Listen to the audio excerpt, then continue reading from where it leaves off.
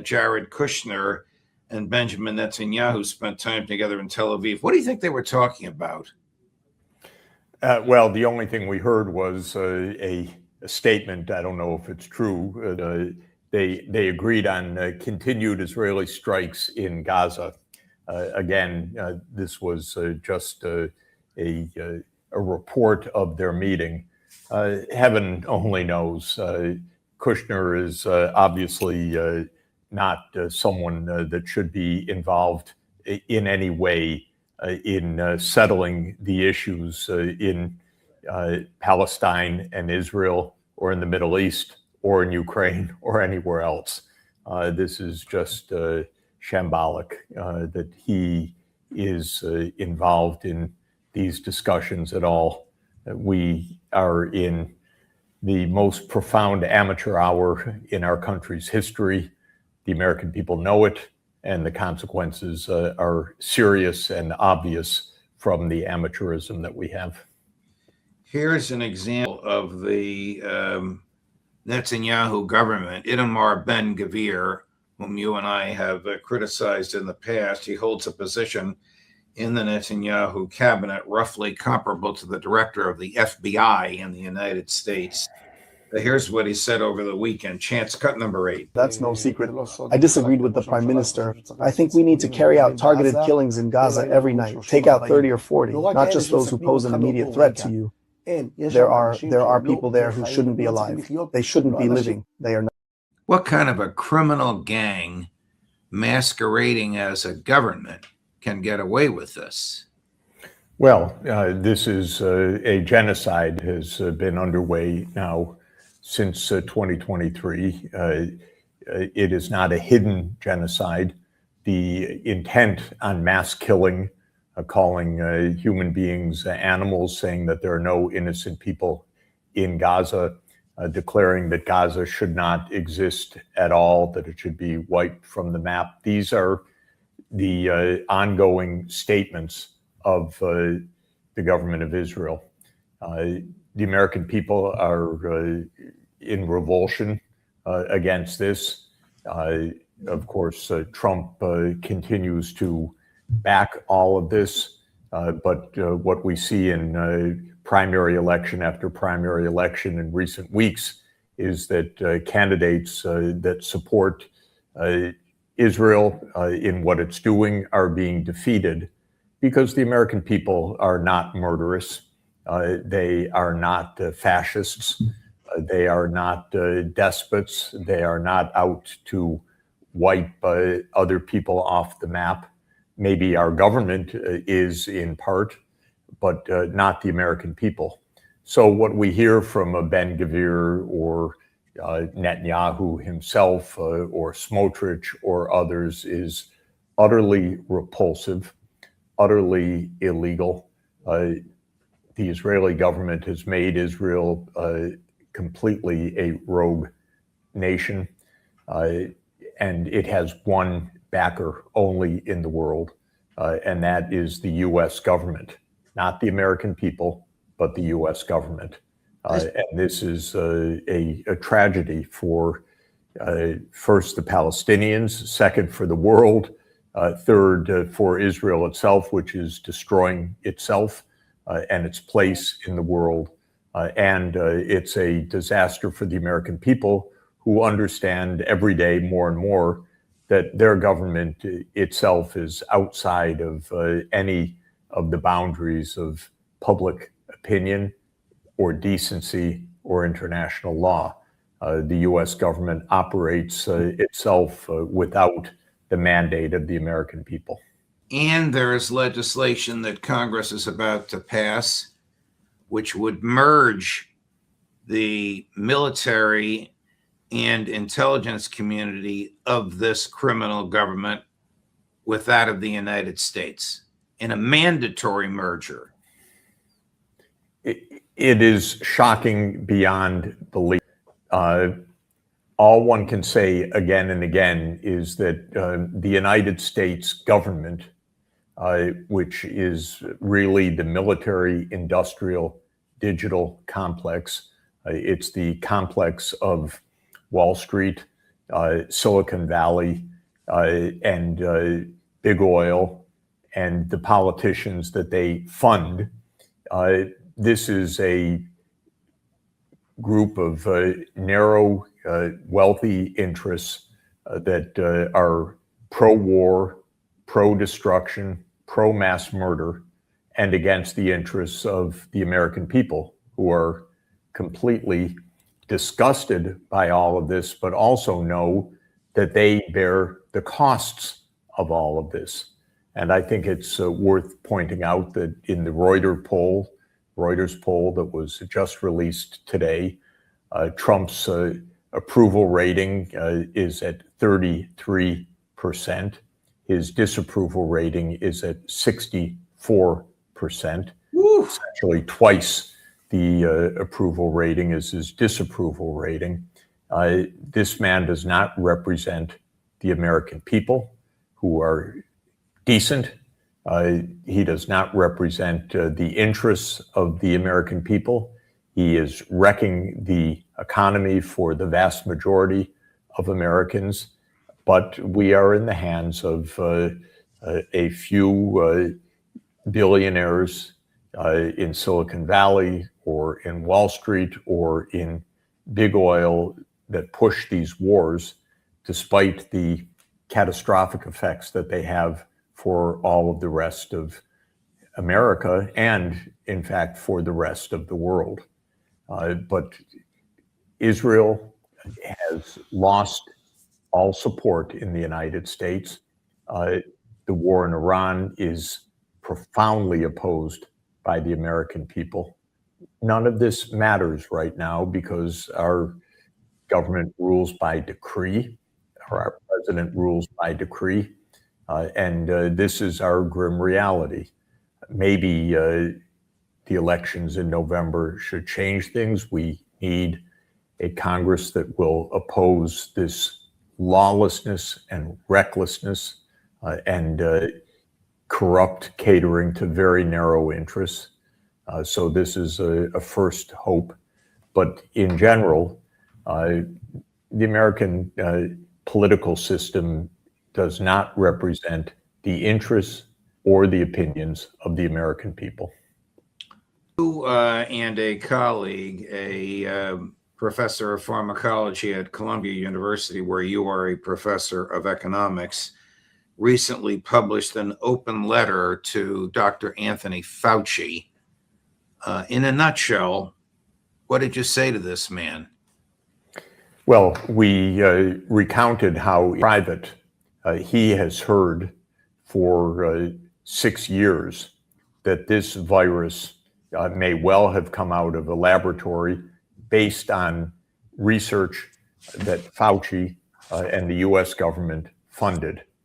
And that in that circumstance, when more than a million Americans died from COVID and more than 7 million on the very conservative count, and perhaps up to 20 million on what are reputable estimates of the fatalities. In those circumstances, Fauci's responsibility as a scientist and as a human being is not to take the fifth, but to say how we get to the bottom of what actually happened. And we point out there is a voluminous information that has been kept secret up until now that could shed decisive light on whether this virus, in fact, was created at the University of North Carolina, which is a very real possibility, because that was the place that was in cooperation with the Wuhan Institute of Virology. That is the place that proposed extraordinarily dangerous research. And we can find out if that research was, in fact, undertaken.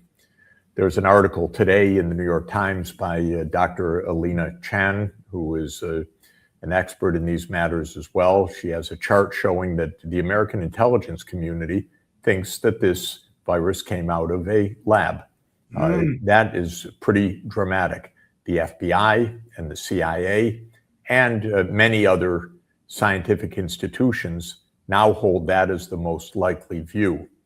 As you and I have discussed, and as we emphasized in our letter that Dr. Harrison and I published this past week, there was a proposal made to the US government, specifically to the Defense Department, to dangerously manipulate viruses of the kind that caused COVID in precisely the way that is observed in the actual virus that caused the epidemic, what's called SARS-CoV-2. SARS-CoV-2 has a genetic signature in it called a furin cleavage site, which has never been observed in any other beta coronavirus of this category. And yet it appeared a few months or a year after a specific proposal to put it in such a virus. And there is reason to believe that that work may well have been done in the United States. The virus created and then sent for testing in a bat colony kept in Wuhan, China, and accidentally released at that colony.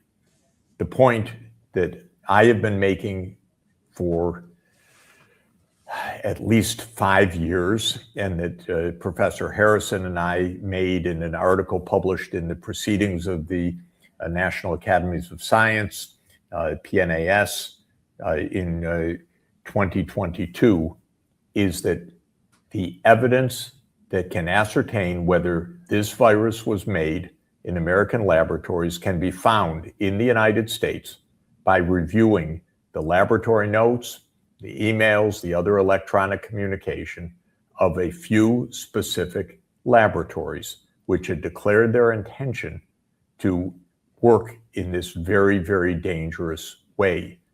And this is very straightforward, to look at this information and to provide it to independent investigators. This is not some complicated question. This is evidence that has been hidden from view, that has been deliberately kept from view. Let's look. Maybe there is nothing to see there, but you can't know unless you look.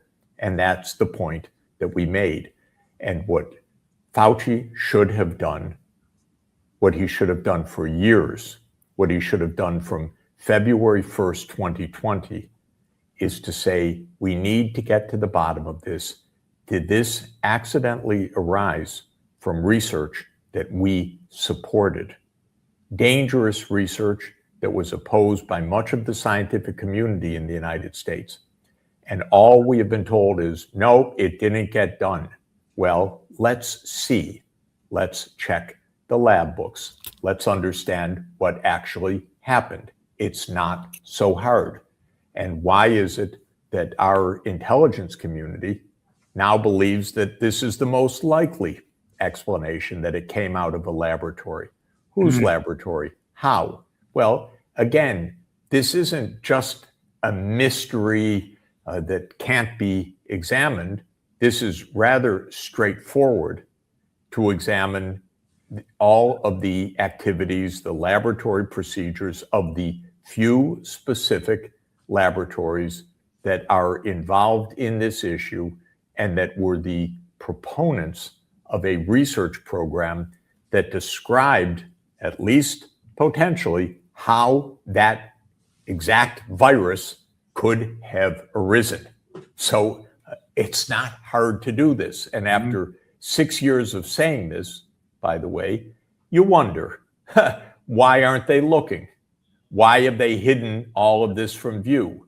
Why does Fauci take the Fifth Amendment? It's completely bizarre at this stage that we don't have complete clarity. Open the books and look at what happened. Switching gears to a statement made over the weekend by Sergei Lavrov, the foreign minister, whom you know, the foreign minister of Russia, reminding the West that Russia views the introduction of NATO into Ukraine as part of the continuing efforts by the West to dismantle Russia, going back to Napoleon and Hitler and now the Banderists in Ukraine. I don't think the West understands this, and I want you to weigh in on it. In the same answer, is Putin right to fear NATO, or is NATO toothless, Professor Sachs? Well, let's start 36 years ago. On February 10th, 1990, the German Chancellor Helmut Kohl told President Mikhail Gorbachev that if the Soviet Union would agree to the reunification of Germany, NATO would not take advantage and would not move eastward. And this was a statement made by his foreign minister, Hans-Dietrich Genscher. I knew both of these people, by the way. And it was a statement made on February 7th, 1990 by James Baker III, whom I also knew. The Soviet Union was told, and President Yeltsin of Russia was told, in no uncertain terms, that German reunification would be accompanied by no Eastern movement of NATO whatsoever. This is the starting point, because the Soviet Union and Russia regard NATO as a threat for good reason, because the United States, leading strategists, so-called, have said repeatedly that our goal is to weaken or dismantle Russia. And this was spelled out in many, many places, including a book that I regard as one of the most important in 1997 by Zbigniew Brzezinski, called The Grand Chessboard. And the purpose of the book was to explain how America can maintain its so-called primacy in Eurasia, in the supercontinent of Europe and Asia. And the answer Brzezinski gave was that the United States and Europe should move the military and political apparatus eastward and essentially to surround Russia, and that Ukraine was key. We need to take Ukraine, said Brzezinski. By doing so, you make Russia a second or third rate power. And in 1997, Brzezinski also said that the aim and possibility was Russia would break apart into three loosely confederated states, one in Europe, one in Siberia, and one in the Far East. In other words, the aim was essentially to dismantle Russia. Right. In 2019, the RAND Corporation issued a study called Extending Russia. The goal, as the RAND Corporation on a government-funded contract explained, was how to weaken Russia. So, yes, Russia is concerned about U.S. missile systems on their border. Russia is concerned about the CIA being all over Ukraine with the intention of disrupting or weakening Russia. Russia is concerned, rightly, about the United States trying to instigate wars on Russia's border. I heard in recent weeks, I won't go into detail here, from a head of state how in 2022, when Russia launched the special military operation, the invasion of the Donbass, that the United States told this other country, you should start a war now at this point because you have land grievances with Russia. And the United States tried to talk this other country into war. This is a U.S. gambit. It's fully understood in Russia because it's not been hidden. If you actually know the people, know the literature, know the statements, know the policy documents, the United States aim since 90, especially since 1991, since the end of the Soviet Union, has been to weaken or overturn or dismantle Russia. And the eastward expansion of NATO was explained very clearly in the 1990s as something that Russia could not resist, but that could render Russia a second or third or fourth rate power. Now, many Americans might say, well, that's fine, except that it isn't fine when first one has said that precisely German reunification is predicated on not doing that. And second, it's not fine if you are knowingly walking into a prolonged war in which Ukraine becomes the great victim. We are using Ukraine to fight Russia, destroying Ukraine to fight Russia. And this has been going on now for more than 35 years of US strategy.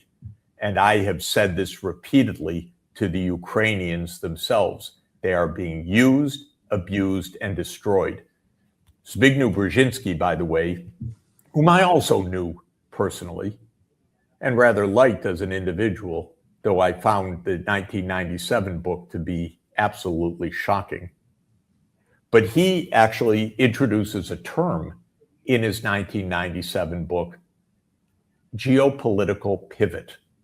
Geopolitical pivot, he explains, is a place that doesn't matter to the United States, except it can be used against a US adversary.